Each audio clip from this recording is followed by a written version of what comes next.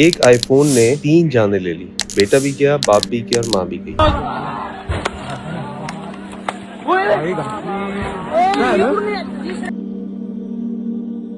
یہ ویڈیو آپ نے دیکھی ہوگی انڈیا کے کسی شہر کی، جہاں پہ ایک بچہ اپنے ماں باپ سے ضد کرتا ہے، جو رپورٹ کیا گیا ویڈیو میں، مختلف ویڈیوز میں، اور وہ ضد کر رہا تھا آئی فون کے چکر میں۔ اس نے کہا میں چھلانگ مار دوں گا جو بھی، اور باپ بیٹا ایک دوسرے کو پکڑنے چکر میں گرے، پیچھے ماں نے بھی چھلانگ مار دی۔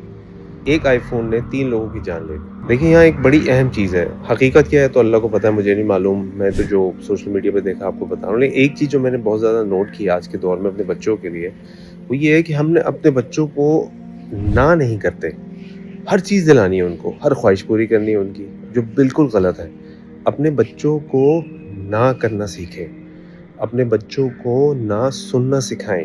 ضروری نہیں ہے ہر چیز آپ دلا سکیں، ہو سکتا ہے آپ کے بچے آج آپ سے وہ مانگ رہے ہیں جو آپ دلا سکتے ہیں، یا کسی بھی طرح دلا سکتے ہیں، اور ہم سب جانتے ہیں ابن قیم رحمہ اللہ نے بھی اپنی کتاب میں لکھا ہے کہ کتنے ہی ماں باپ ایسے ہیں جن کے بچے ان کو جہنم میں لے جاتے ہیں، یعنی اپنی بچوں کی وجہ سے وہ جہنم میں چلے جاتے ہیں۔ کیوں؟ ان کی خواہشات کو پوری کرنے کے لیے۔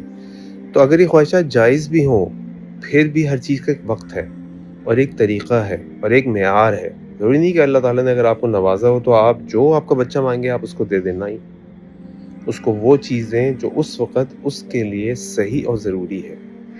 ہر اپنے بچوں کو نہ کرنا بھی سیکھیں اور اپنے بچوں کو نہ سننا بھی سکھائیں۔ اللہ تعالیٰ ہم سب کی حفاظت فرمائے، ہمارے اور ہمارے بچوں کو سلامت رکھیں، آمین۔